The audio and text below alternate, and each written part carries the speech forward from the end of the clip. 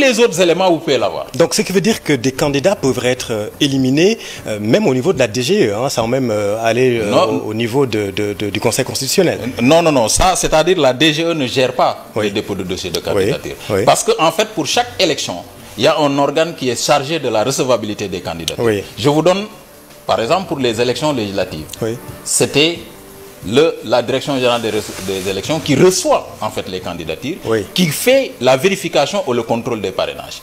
Pour maintenant l'élection présidentielle, c'est le Conseil constitutionnel qui va faire la vérification et le contrôle des parrainages. Et avec cette année, le contrôle qui se fera donc au Conseil par la commission de contrôle des parrainages qui a été créée.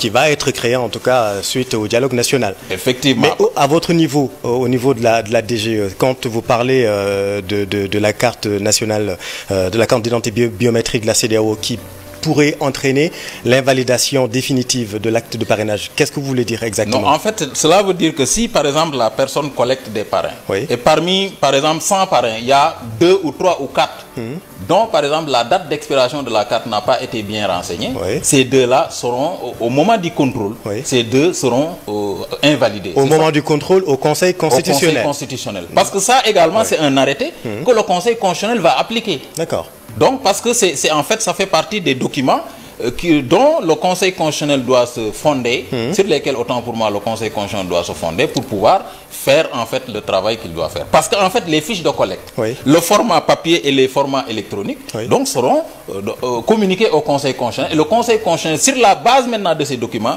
va faire donc le parrainage.